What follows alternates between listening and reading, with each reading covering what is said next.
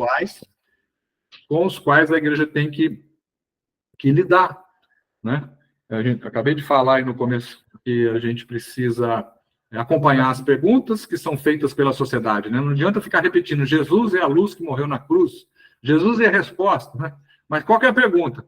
Às vezes a gente está dando resposta para coisas que não estão sendo perguntadas, né? E a igreja precisa colocar novamente o termômetro na sociedade para que ela não perca mais a relevância que tem, né?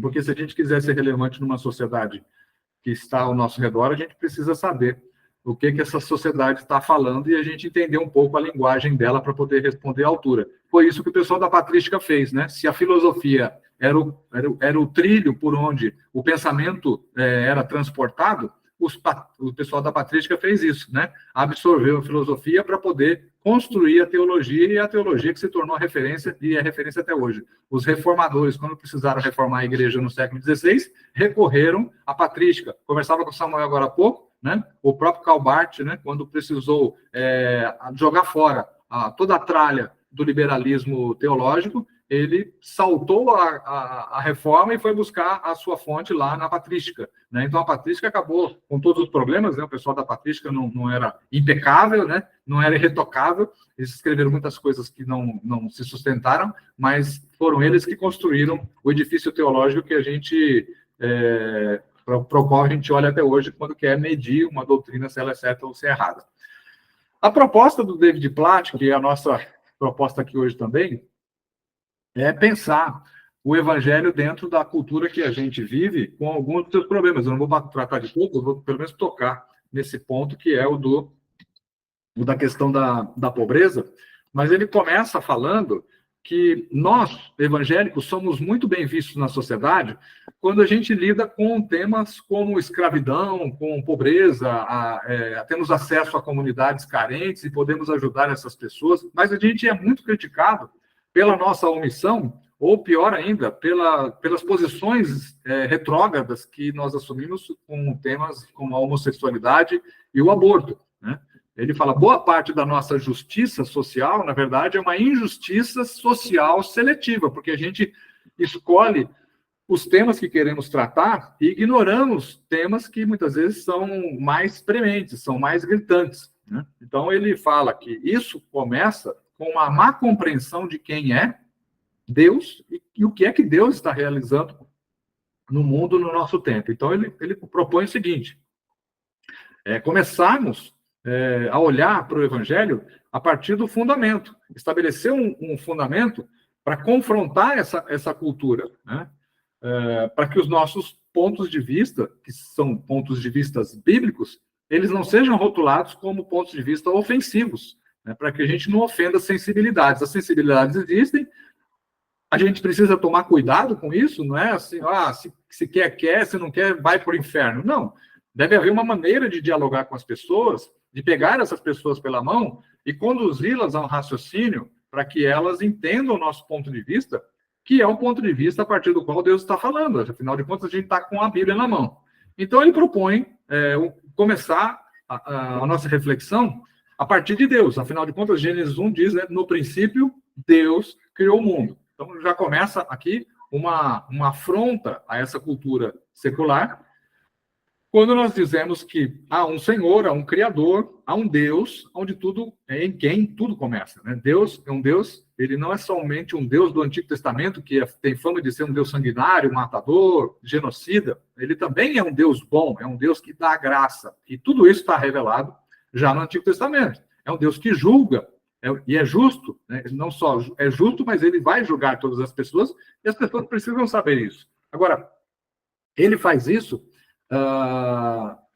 transmitindo a sua graça. Ele vai julgar, mas ele vai julgar com graça. A passagem, por exemplo, a primeira passagem ali, aquela cena no Éden, né, do fruto que é proibido de ser comido, a árvore do conhecimento, revela ali que Deus ele tem o poder de definir aquilo que é o certo e aquilo que é o errado, aquilo que é o bem e aquilo que é o mal. E ele faz isso baseado no seu próprio caráter, um caráter puro, um caráter santo, que reivindica isso, santidade e até a mesma graça. A sua graça é patente nessa situação quando ele aponta para o casal o caminho. Ele fala, não coma para que não morra, né? Coloque todas as árvores aí diante de vocês, mas ele aponta o caminho, um caminho que é um caminho para a vida, é uma orientação para caminhar na direção da vida, né? Só que vem o outro lado da situação. Nem tudo era perfeito, né? Perfeito é Deus apenas. O mundo que ele cria não é um mundo perfeito. Nós somos filhos de Deus, criaturas de Deus, filhos de Deus, mas não somos deuses porque nós somos derivados deles, né? Então, a gente tem uma deficiência, porque fomos derivados de Deus. Não somos Deus em plenitude. Então, vem o outro lado. O outro lado é o quê? É a dúvida posta pela serpente, né? Em que o homem e a mulher passam a se colocar não como aqueles que seriam julgados por Deus, mas como aqueles que julgam Deus e se tornam, então, juízes da moralidade de Deus. Quando entra a dúvida da serpente, qual é? É assim que Deus disse? Certamente, quando vocês comerem do fruto, vocês vão conhecer o bem e o mal. Deus disse que vocês iam morrer? Não, vocês vão se tornar conhecedores. Então, agora, Deus, que era a referência moral, passa a ser o quê? O julgado pela referência moral que somos nós. Então, nós é que vamos definir se aquilo é bom ou se é mal. Então, comer, né? A mulher tomou o fruto, viu que era desejável para dar entendimento. Então, veja aí a situação, né? Ela entendeu que aquilo era prazeroso e era desejável. Então, não aconteceu aos olhos dela aquilo que Deus disse. Pronto, a dúvida se estabeleceu, né? Então, aí, hoje em dia, essa questão moral, que foi tirada das mãos de Deus no jardim e colocado nas nossas mãos, ainda tem um agravante dos evolucionistas modernos, que eles vão dizer que a moralidade é simplesmente uma adaptação biológica, né? Como o desenvolvimento da mão, de pés, de ouvidos, de olhos, visão, né? Ele fala, tudo isso é um desenvolvimento da evolução. Então, como o homem veio das formas mais básicas, mais primitivas de vida, né? Então também a questão moral é uma questão que se desenvolveu com a humanidade, ela é ilusória, né? O Michel Ruse, um filósofo da ciência, ele diz que ela é ilusória. O Richard Dawkins chega ao ponto de dizer que o DNA não sabe absolutamente nada a respeito de moral, né? E nós dançamos ao som do DNA. Então, aquilo que o DNA quiser fazer conosco, ele vai fazer. Então, o bem e mal, no resumo da história desses caras, é o quê? É uma construção social, né? É uma construção social. Então, nós é que definimos aqui. Se nós vamos formar uma sociedade, nosso grupo aqui vamos formar uma sociedade, então daqui a pouco a gente vai definir que é imoral a pessoa sair de casa para ir aprender Bíblia em algum outro lugar. Não, o certo é isso aqui que a gente está fazendo, é estudo bíblico online, cada um dentro da sua casa, um bebendo um chimarrão, outro bebendo um cafezinho, outro bebendo uma taça de vinho, isso aqui é o certo. Os outros é que estão errados. Quem é que vai definir isso? Nós. Por quê? Os evolucionistas dizem o quê? Nós é que definimos o que é moral, o que é certo e o que é errado. Então, no livro, o Plato começa falando a respeito do tráfico de meninas lá no Himalaia. Ele fala, um traficante pega meninas nesses países, né, lá no Oriente, em aldeias pobres, e promete que vai levar para ter uma vida melhor na Europa, por exemplo. E depois essa menina vai ganhar dinheiro e vai mandar dinheiro para sua família, né? Só que, na verdade, ele está levando... São fatos, né? Eles foram lá e viram isso acontecer. Só que, na verdade, está levando essas meninas para exploração sexual, né? Para tráfico de pessoas, de seres humanos. Então, quem é que diz que esse traficante está errado? Se a condição moral, né, a situação ética e moral, ela é uma construção social, para esse traficante, ele está agindo de maneira certa. Nós, aqui no Ocidente, olhamos para isso e dizemos, não, isso não pode acontecer. Mas ele diz o quê? Isso é meu comércio, é assim que eu ganho dinheiro, é assim que eu sustento a minha família, né? Então, qual que é a referência? É ele que está certo dentro do mundo dele, ou nós é que estamos certos dentro do nosso mundo? Fica um jogo de soma zero, que é o que acontece na sociedade brasileira hoje com o relativismo, né? A pessoa fala, não, eu sou da Umbanda, você é da igreja evangélica, então vamos fazer o seguinte, você fica com o seu Deus, eu fico com o meu, você não tenta me evangelizar e a gente leva a vida numa boa. A gente consegue trabalhar aqui na empresa numa boa, sem ter discussão, a gente não precisa discutir isso. Então, o relativismo é isso. Cada tribo fica com a sua verdade para que a gente possa viver de maneira pacífica e harmoniosa, né?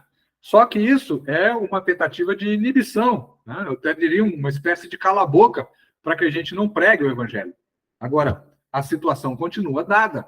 Deus ainda fez o inferno para levar as pessoas condenadas para lá. E a gente tem a tarefa de dizer isso para as pessoas. Não somente ajudar as comunidades carentes, mas também pregar a nossa mensagem. Se querem que a gente ajuda, mas a gente também precisa ter o direito de expressar aquilo em que acreditamos. Então, o que é que se coloca diante de nós? Essa questão de que a referência não é nem o traficante que é a referência moral, nem somos nós da igreja que somos a referência moral. A referência moral continua sendo Deus. Deus precisa ser estabelecido para quê? Para que nós tenhamos um ponto de referência, um ponto para o qual olhar. Acontece que o pecado, ele faz o quê? Ele nos coloca na condição de juízes, né? Como aconteceu no Éden, Adão e Eva se tornaram os juízes do próprio Deus, né? O pecado transforma a gente no referencial. Quando a gente não reconhece o erro, nem as implicações do erro, daquilo que a gente faz, e nos colocamos como referências morais, no final das contas, tudo vai girar em torno de nós e da satisfação do nosso interesse. O pecado, então, ele vai inverter a ordem das coisas. Tá?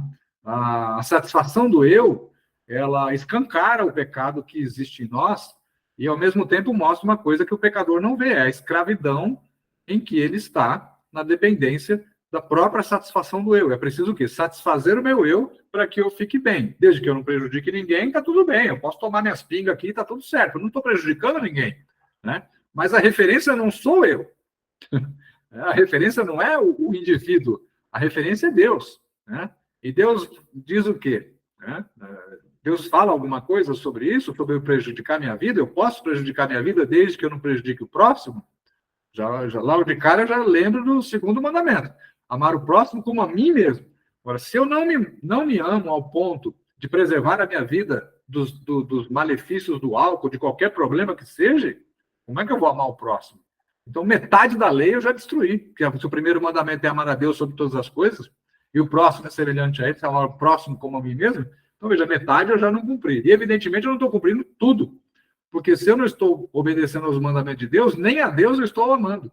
Então, eu não estou cumprindo nenhum dos dois mandamentos. E toda aquela lei que foi resumida por Jesus, nem o resumo eu consigo cumprir, né? Então, a gente acaba aí criando desculpas para justificar a nossa escravidão, a essa necessidade que se tem hoje na sociedade de uma satisfação pessoal, né? A pessoa tem um problema, não importa que você seja feliz, né? Então, vai lá para o shopping, vai fazer shopping terapia, o seu marido, a sua esposa discutiu com você, vai lá, gasta o dinheiro na terapia lá no shopping center, gasta o seu dinheirinho, vai ser feliz, o negócio é você ser feliz. Então, a situação hoje é exatamente essa, você é o centro das atenções, você é o centro do universo. Até tem um estudo que a gente fez sobre o layout das igrejas, né? Antigamente, nas igrejas, o centro era a missa. O centro do culto, da missa, era a Eucaristia, né? Então, estava lá o pão, a hóstia, né? O vinho, o Cristo crucificado de um lado, né? E o púlpito do outro. O centro da reunião era a missa, né? Depois, com a Reforma Protestante, o centro virou a palavra, né? A Eucaristia não é mais o centro. O Cristo crucificado saiu, porque a igreja evangélica não acredita no Cristo na cruz, o Cristo foi ressuscitado, né? O púlpito que ficava na lateral da igreja católica, hoje fica no centro da igreja, né? Então, por quê? Porque a palavra é o centro, né? E aí veio a pós-modernidade, né? A pós-modernidade não tem nem o Cristo crucificado, né? Não tem nem o sacrifício da Eucaristia, também não tem uma Bíblia, né? Tem um sujeito numa igreja preta, eu não sei que cor é a igreja de vocês, mas é do jeito que a igreja preta, um canhão de luz apontando para ele com um headset aqui, né? A mensagem do layout da igreja está dizendo o quê? Ouça o que ele está dizendo e faça o que ele está mandando fazer se você quiser ser bem-sucedido. Então, onde é que está o Cristo ali? Onde é que está a Bíblia? Não tem mais bibliocentrismo, a palavra não é mais o centro, né? A palavra não é mais o centro. A Eucaristia também não é mais o centro. O centro agora é o indivíduo, até nas nossas igrejas, né? Então, presta atenção. Depois me cobra, Samuel. Vou mandar para você uma imagem que eu fiz com fotos de várias igrejas ao longo do tempo, mostrando isso, né? Lá no século 3, 4, as igrejas eram de paredes bem robustas. A ideia era o quê? Aqui há segurança, proteção. Depois vem o período gótico, né? Então, são torres enormes, altas. Por quê? A ideia era mostrar, olha, o poder do civil político, é do rei. Mas aqui na igreja, você alcança o céu. Então, as torres são altas, as janelas são altas, os vitrais, né? Com aquelas passagens bíblicas. Mostra o quê? Se você quiser entender o que essa passagem bíblica está dizendo, esse vitral está desenhando, tem que estar dentro da igreja. Porque do lado de fora você não entende, né? Mas dentro da igreja vem a iluminação, e aí você consegue entender o que é que aquele quadro está representando. Está dizendo o quê? Aqui dentro tem a iluminação do Espírito Santo para você entender o que quer dizer aquele vitral, né? Então, tudo tem uma mensagem, né? Então, hoje a mensagem das igrejas é essa. O indivíduo é o centro das atenções. Você é a pessoa mais importante do universo. Como disse aí um pregador famoso, né? Você é o cuidado de Deus, uma coisa. Abre o microfone aí, fala o que... Ponto fraco de Deus, né? Ponto fraco de Samuel sabe tudo. Esse menino é terrível, cara. Não pode falar o nome dele. Beleza, então. Ele é fã número 1 desse cara, hein? Hã? Ele sabe porque ele é fã número 1, ele não perde nada dele. Então, a gente tenta redefinir a nossa noção, nosso conceito de certo e errado, né? Para nos livrarmos da culpa. Até tem um autor de um livro da Vida Nova, eu não lembro o título do livro, ele disse assim, ele escreveu assim, faz uns mais de 10 anos que ele escreveu isso. Ele falou assim, faz 50 anos que os Estados Unidos não pecam oficialmente, né? Porque a noção de pecado não existe mais em lugar nenhum dos Estados Unidos. Ele fala, agora o pecado se transformou em desvio de conduta, em caráter deformado, em comportamento politicamente incorreto. Então a gente criou palavras para poder mascarar o pecado, né? A pessoa não comete mais adultério, né? Ela tem um caso extraconjugal. Ela não rouba mais, ela desvia a verba. Então, a gente maquiou a situação do pecado com a nossa semântica, né? Nós usamos palavras para poder suavizar o poder do pecado, né? E aí o conceito de certo, de errado, de pecado, consequentemente, acaba sendo reformulado para que a gente não sinta tanta dor, né? O Rubem Alves até falou uma frase que é parcialmente correta, né? Ele diz, o pecado não faria sentido se não fossem os estados emocionais dolorosos, né? Então, ele está dizendo o quê? Que o pecado provoca um estado emocional doloroso. A pessoa sente, né? Só que aí ele coloca a referência como sendo o próprio homem ainda, né? Ou seja, se eu não sentisse dor, então não teria cometido pecado. Ou seja, se eu conseguir aliviar essa dor com algum outro tipo de paliativo, então eu posso continuar pecando, né? Então, na verdade, o pecado faz sentido não por causa do meu estado emocional doloroso, ele faz sentido porque transgride a Deus, ofende o amor de Deus, o cuidado e a graça de Deus, né?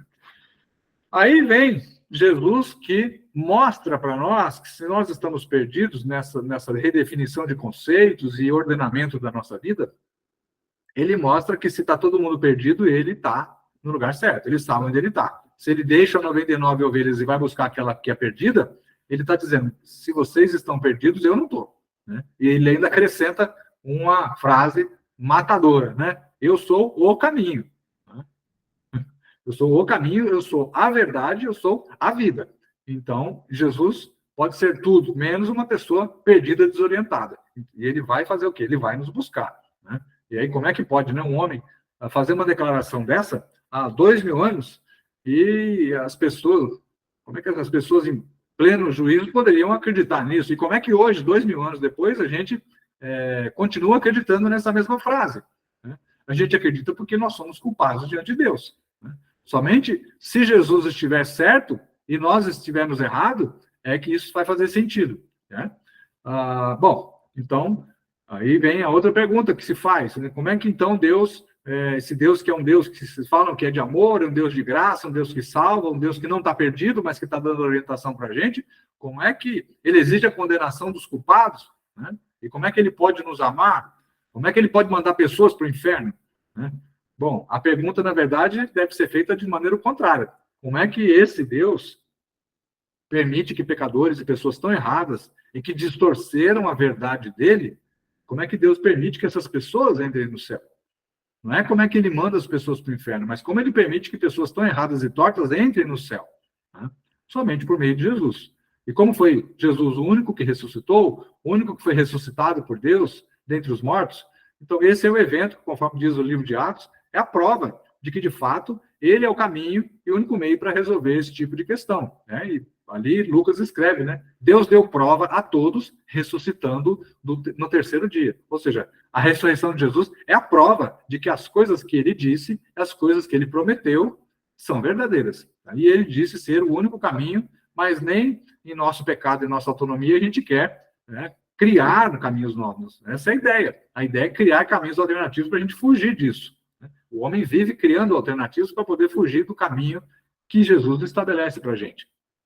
Bem, aí é preciso entrar na questão de Deus se tornar homem. Quase 2 bilhões de muçulmanos não acreditam que Deus teria se rebaixado à condição humana. Isso piora quando a gente diz que é preciso acreditar nesse Deus que passou pela cruz para que a pessoa possa se livrar do inferno. Né? Então, aí é uma coisa que, para muita gente, é um escárnio, né? Uma ofensa à mente moderna, a ideia da existência do inferno. Mas Tim Keller disse que se Jesus, o Senhor, o Criador de amor, de graça, né, falou sobre o inferno com mais frequência e de forma mais vívida e aterrorizante do que qualquer outra pessoa, então é porque se trata de uma verdade crucial. Né? Jesus não brincou com as suas mensagens. Né? Aquilo que teria um fim, ele disse que teria um fim. Né? O fim da lei é o cumprimento. Jesus falou a respeito do fim de determinadas coisas, mas ele nunca falou a respeito do final do inferno. Ao contrário, ele falou que pessoas iriam para lá se não acreditassem nele. Né? Mas esse acreditar é por livre e espontânea vontade. Se alguém quiser vir após mim, se não quiser, não precisa vir. Mas se alguém quiser vir após mim, negue-se a si mesmo, tome a sua cruz e siga-me. Então, ele joga a responsabilidade e a opção de escolha para a pessoa. E essa é uma verdade, a verdade mais ofensiva e contracultural do cristianismo. Talvez muito mais até, o David Platt diz, do que o que cremos sobre homossexualidade, sobre aborto, sobre casamento heteronormativo. Né? A ideia do inferno é absolutamente contracultural. E até mesmo dentro das igrejas. Tem muitas igrejas hoje que já não falam mais sobre escatologia, não falam mais sobre inferno e nem sobre pecado. A gente conhece histórias de pregadores que são convidados para pregar em algumas igrejas e os pastores dessas igrejas dizem, olha, não fala sobre pecado, porque senão vai ofender sensibilidades. A família rica tem alguém que está em pecado, então você vai falar em pecado, eles vão achar que está falando sobre eles, e aí vai parar de dar dízimo. Então, essas situações não são novas. Eu escuto essas histórias há muito tempo.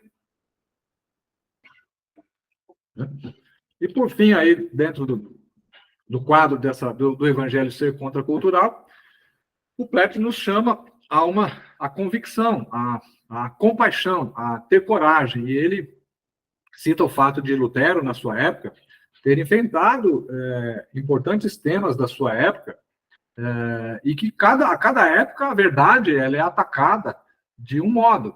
E o que testa a nossa fidelidade não é o fato de irmos na igreja cultuar direitinho. Não, ao contrário. O que testa a nossa fidelidade ao evangelho é se somos ou não omissos a responder a essas questões. Né? Eu tô indo à igreja, eu estou frequentando o culto, eu estou com a liturgia certa, a minha eclesiologia é a mais bíblica.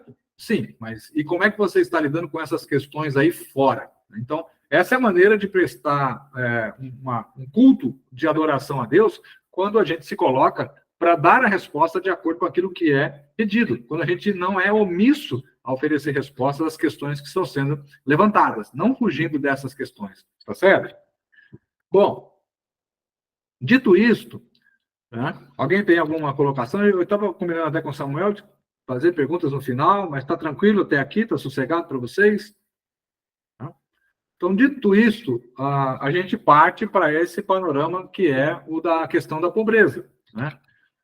o evangelho é contracultural, nós temos que partir do pressuposto de que Deus está no princípio, e Deus é que conduz a história, Deus é que conduz as pessoas, e Deus é que estabelece as questões de certo e errado, e esse mesmo Deus, que muita gente acusa de ser um Deus matador no Antigo Testamento, na verdade, já no Antigo Testamento, ele estabelece critérios para que se tenha cuidado com as pessoas vulneráveis do mundo. Então, isso, estou falando de coisa que aconteceu há mais de 3.000 anos, por exemplo.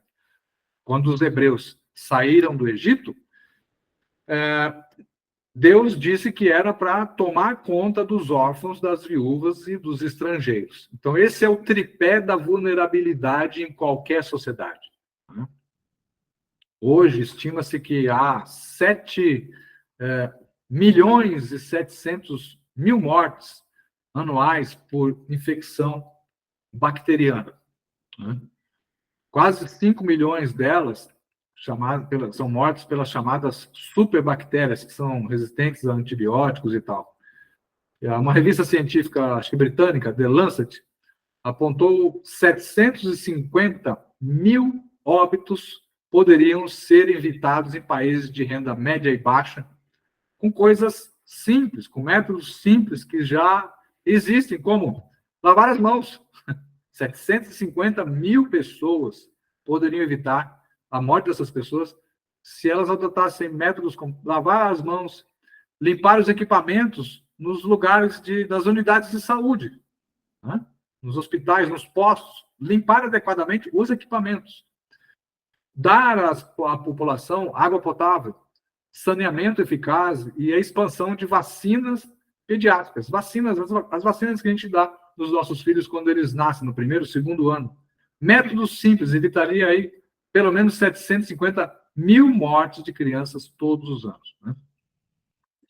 Bem, essas pessoas morrem por quê? Por pobreza, né? Por questões de pobreza. E aí, a gente poderia discutir causas da pobreza aí, até indicaria o livro do Vivi Grigg, Servo entre os Pobres. É um clássico, né, do assunto. O Vivi Grigg é um neozelandês, da Neozelândia, missionário, teólogo. Ele fez um trabalho missionário em Manila, nas Filipinas, e ele entendeu que o chamado dele era para se mudar para a favela.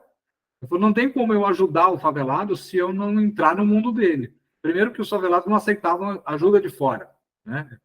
E ele entendeu e se mudou para lá. Ele criou uma comunidade, a comunidade tinha até pessoas de renda alta, e essas pessoas acabaram vendendo as suas casas e se mudando para a comunidade para poder fazer uma transformação de dentro para fora. E ele trabalha questões como o pecado como causa de pobreza, o pecado pessoal, o pecado familiar, a opressão contra o pobre, a imoralidade, a ligação com pessoas de vida fácil, amor aos prazeres, né, cobiça, ganância, alcoolismo, tudo isso são causas de pobreza, né? Mas ele não ignora outras causas, como a opressão também, né? Ele fala que a opressão, a pobreza causada por opressão é o tipo de pobreza que Deus mais condena, né? Quando há escravidão, exploração econômica, e aí ele fala, Deus não coloca o pobre em oposição, não chama o pobre de reto em oposição ao rico, ele chama o pobre de reto em oposição ao opressor, né? A pobreza não é vista na Bíblia como um pecado, né? O pecado está em quem oprime e empobrece a pessoa por causa disso. Tiago fala isso na sua carta também, né? Bem, aí quando a gente coloca aí que 7 milhões, quase 8 milhões de pessoas são mortas por causa de bactérias, né?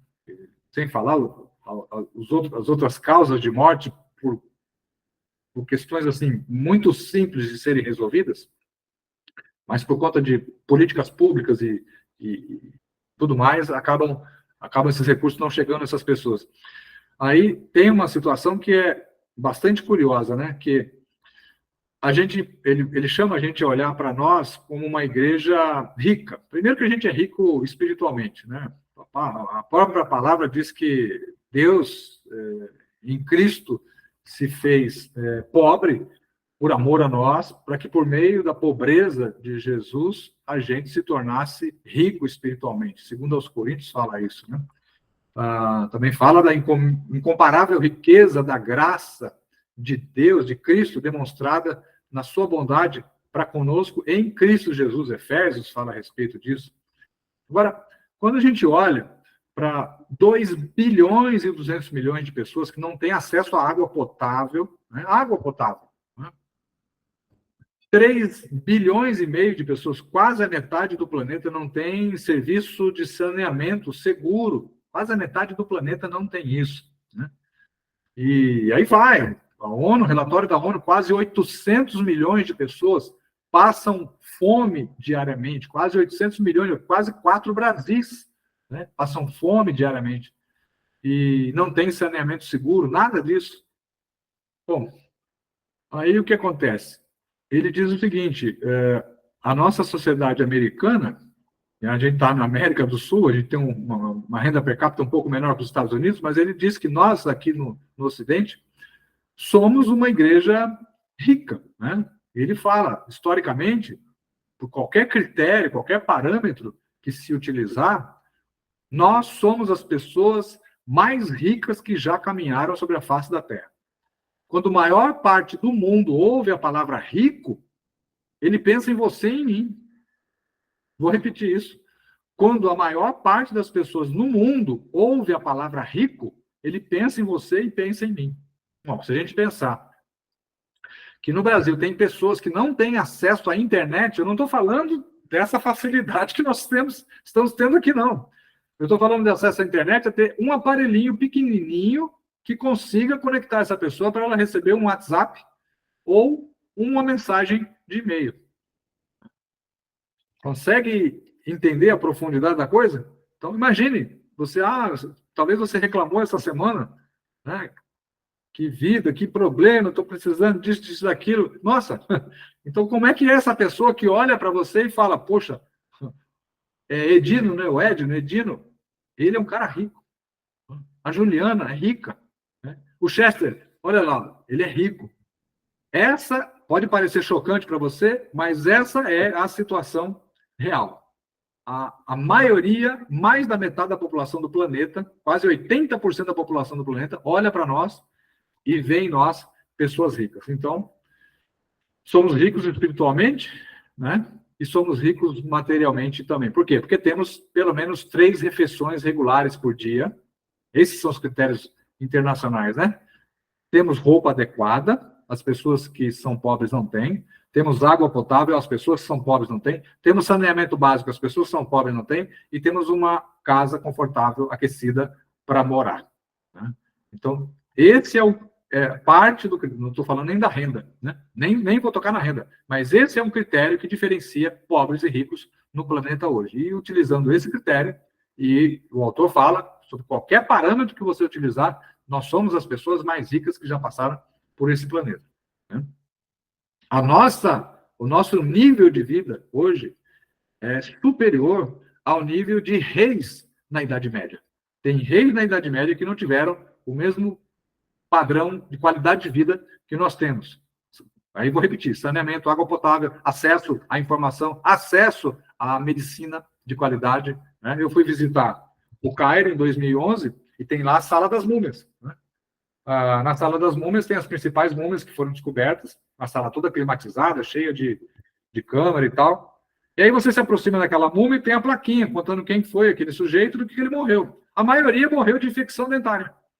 Infecção dentária, cara. O faraó lá morreu com 62 anos de infecção dentária. O outro, infecção dentária. Então, uma simples infecção dentária matava o sujeito que, na época, era a pessoa mais importante daquele universo. Né? Porque o Egito foi o império, um dos impérios mais proeminentes do seu tempo. Né? Hoje, você vai no médico, vai no dentista, resolve o seu problema e acabou. Aí, uma realidade com a qual a gente se depara. Né? A Bíblia ordena, né? Dá como mandamento, como cuidado, inclusive para o rei, cuidar do órfão, da viúva, do estrangeiro, das pessoas, dos vulneráveis da sociedade. Provérbios 21 diz, quem fecha os ouvidos ao clamor dos pobres, também clamará e não terá resposta. Quem dá aos pobres não passará necessidade, mas quem fecha os olhos para não vê-los, sofrerá muitas maldições. Tiago 2 diz, e que adianta alguém dizer que tem fé e não tem obras? Acaso a fé pode salvá-lo?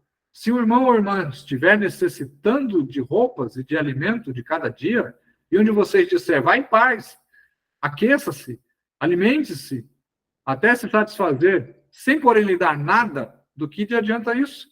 Assim, também a fé, por si só, se não for acompanhada de obras, está morta.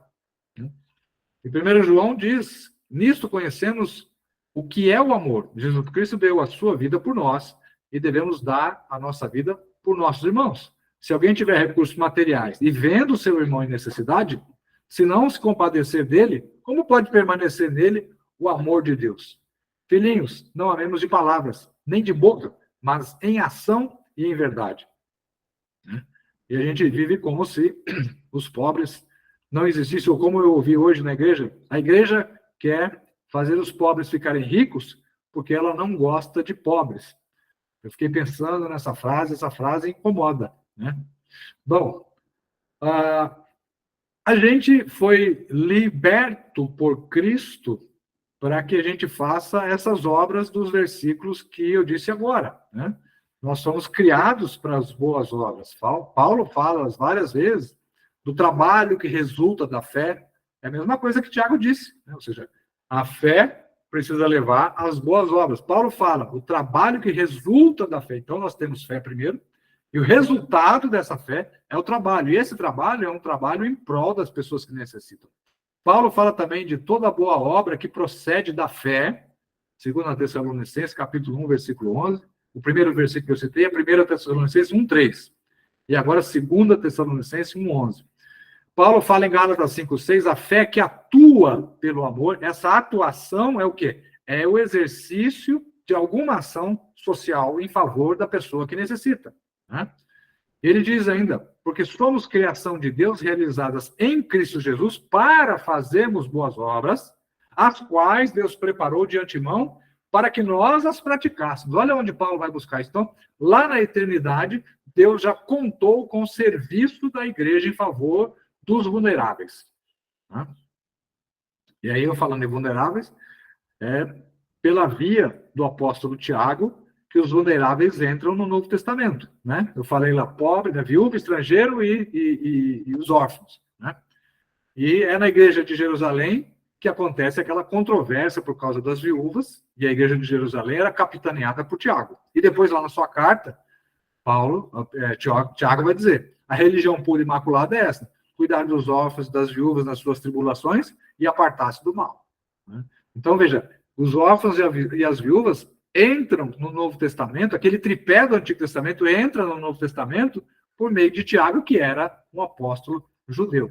Bom, Deus, então, quer usar a cada um de nós para quê? Para demonstrar a sua generosidade, a generosidade que já era pregada no Antigo Testamento, mas ele não vai descer para fazer o que tem que ser feito, porque essa parte ele já fez, né? Agora ele faz o quê? Comissiona a cada um de nós, investe a cada um de nós com consciência, com a palavra de Deus, com a orientação da palavra de Deus, com o testemunho da palavra de Deus e também com recursos, né? Nós temos recursos, somos uma igreja rica, sim. Quando eu fazia mestrado, vou contar uma história rapidamente aqui. A gente tem tempo, né? A gente vai até 7h30, né? Um coreano fez um trabalho dele de mestrado sobre economia e teologia. Ele levantou dados, talvez eu erre, porque eu não sou muito bom de memorizar dados, não. Ele fala o seguinte, ele fez uma busca na Receita Federal de quanto a igreja declarou de imposto de renda no ano de 2011. 2011 foi o ano de referência dele. A igreja brasileira declarou 20 bilhões e 600 milhões de reais de arrecadação. Arrecadação oficial. Esquece as campanhas, né? Essa arrecadação deve ser o mínimo do mínimo. As campanhas da Arca, campanha... Ixi, aí deve ter entrado pelo menos 4 vezes mais. O Samuel bota até a mão na cabeça. Aí ele levantou lá a quantidade de brasileiros abaixo da linha da pobreza. Eu tenho esses dados escritos em algum lugar. Se precisar, eu mando um artigo para você. Depois eu fiz um artigo sobre isso. Se eu não me engano, eram 460 mil brasileiros vivendo abaixo da linha da pobreza. Aí ele pegou o seguinte, essa arrecadação da igreja daria para elevar todos esses brasileiros de abaixo da linha da pobreza e colocá-los acima da linha da pobreza. E sabe quanto sobraria? 20 bilhões de reais. Ou seja, a igreja sozinha, sem a ajuda de Lula, sem a ajuda de Bolsonaro, sem a ajuda de quem quer que fosse, a igreja brasileira sozinha teria condições de tirar todos os brasileiros que estavam vivendo abaixo da linha da pobreza e dar-lhes uma condição de vida mais digna. Ainda sobraria dinheiro. Ou seja, o evangelho seria pregado por favor, porque todo mundo, o Unicef, todos esses organismos viriam atrás da igreja. O que vocês fizeram nesse país que acabaram com a extrema miséria na população de vocês, né? Então, veja aí como a gente realmente tem condições, mas a gente não vê essas coisas, não fazemos essas contas, né? Então, aí, a gente tem que querer fazer isso, né? Nós não nos preocupamos com os pobres porque a gente tem que fazer isso, né? Mas porque a gente quer fazer. O ideal é que a gente queira. Eu gosto de uma frase muito interessante do Caio Fábio, eu era novo convertido, li um livrinho dele chamado Seguir Jesus, o fascinante projeto de vida, né? Aqueles livrinhos que ele escrevia e eu lia. Ele dizia assim, o discípulo é alguém que quer. Aí ele cita aquele versículo de Jesus, de Lucas, né? Se alguém quer vir após mim, negue-se a si mesmo. Então, nós, como discípulos de Cristo, precisamos querer, né? Se alguém quer vir, sim, eu quero, né? Mas só que esse alguém que quer ser discípulo de Jesus também tem que querer ajudar os pobres. Porque até mesmo o pobre, ele é um critério de juízo, de julgamento, né? No sermão de Jesus, ele diz, né, que vai mandar para o inferno as pessoas que não cuidarem dos pobres, né? Mas quando que a gente descuidou do Senhor? Eu estava no hospital, você não foi cuidar. Eu pedi um copo de água, você não me deu. Eu não tive roupa, você não me vestiu. Eu tive fome, você não me deu de comer, né? Então, veja aí, o pobre acaba se tornando um critério de julgamento escatológico, né? Então, a gente precisa começar a querer ajudar os pobres, porque isso faz parte da pregação do evangelho desde o Antigo Testamento, né? Só que é uma coisa que não começa da noite para o dia, né? A gente obedece às vezes porque tem que fazer, porque a igreja criou um programa, mas o autor diz o seguinte, comece mesmo que seja forçado, e aí depois você vai tomar gosto pela assistência aos necessitados. Você vai ver que Deus vai enviar os recursos. Ele vai fazer multiplicar esses recursos e vai nos dar um gosto por isso. E é verdade. Eu já tive a oportunidade de fazer trabalhos com pessoas carentes e quando você termina alguma obra dessa natureza, você se sente bem, você se sente mais leve e muitas vezes você se sente até visitado por Deus quando faz esse tipo de coisa. É uma sensação muito curiosa e muito difícil de explicar, mas somente quem fez, acredito que todos vocês já se envolveram em algum tipo de ação social, é algo que dá uma satisfação, que nos preenche, é algo que até nos humaniza mais, né? A gente está muito automatizado e a gente precisa dar realmente uma atenção muito grande para essa situação, porque é a situação nossa, né? Não é a igreja da próxima geração, não é a igreja do Arthur que vai fazer isso, não. Somos nós que vamos carregar esse piano. Nós que somos os homens maduros e fortes e adultos que vamos ter que carregar esse piano para mostrar para o Arthur que é assim que se faz as coisas, né? Então, essa é a convocação do Evangelho. E aí, para concluir essa parte, que é toda a parte, né? O David Platt, ele apresenta 5 implicações do Evangelho para a nossa vida no mundo de pobreza espiritual e física, ou espiritual ou material. Então, ele fala de 5 ações, atitudes que a gente tem que tomar se a gente quiser levar o evangelho a sério e dizer que a gente é cristão. Porque ele fala, se a gente não cuida dos pobres, dificilmente, pelo critério do apóstolo João na sua carta, dificilmente a gente pode ser chamado de cristão, né? Então, o primeiro ponto ele fala, trabalhe diligentemente. Eu vou resumir aqui, né? Ele fala que o trabalho é uma dádiva, não é uma maldição. É uma visão distorcida acreditar que o trabalho é fruto do pecado, porque não é. O trabalho já foi criado antes do pecado, foi criado no jardim, era para Adão cuidar, arar a terra, cultivar, fazer aquilo tudo prosperar, gerenciar aqueles animais todos, dar nome para esses animais. Então, o trabalho é uma dádiva, é um presente, é um dom, né? E, no caso, quem trabalha para o Senhor, sequer tem aposentadoria, né? Nunca se viu, um pastor vai aposentar. Não aposenta, ele pode jubilar, ele pode parar de dirigir a igreja porque está fraco, mas ele continua sendo pastor, né? Ele vai continuar aconselhando, vira e mexe, ele vai fazer uma visita para uma ou outra pessoa, né? Até peço oração até por um pastor que também já foi jubilado, mas prega muito mais do que eu até. Pastor Eli Fernandes sofreu um AVC anteontem, né? Tá bem, tá falando, provavelmente não vai ficar com sequela.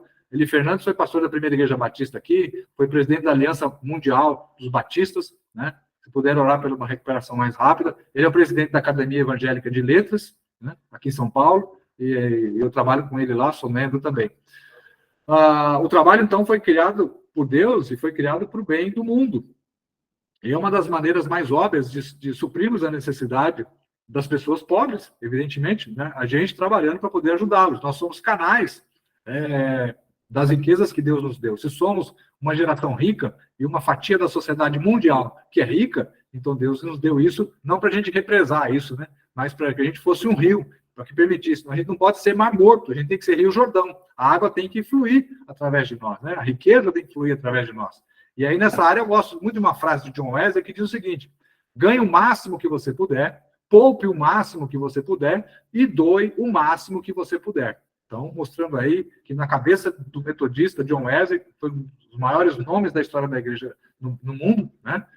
O trabalho era algo que era para ser realizado com competência, com excelência, e produzir, ganhar muito dinheiro, o máximo que você puder, né, para poder poupar e ajudar as pessoas que necessitam. Evidentemente, com todos aqueles critérios que a Bíblia já coloca, né? Uma viúva que não tem 60 anos não pode ser inscrita porque está na idade de produzir ainda. Então, tudo isso daí pode ser desenvolvido depois aí com o pastor Samuel Henrique. Viva com simplicidade é o segundo ponto, né?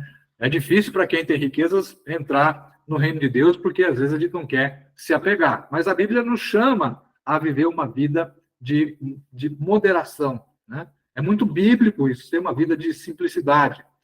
Paulo escreveu, de fato, a piedade com contentamento é grande fonte de lucro, pois nada trouxemos para esse mundo e dele nada podemos levar. Por isso, tendo que comer e com que vestir-nos, estejamos com isso satisfeitos, né?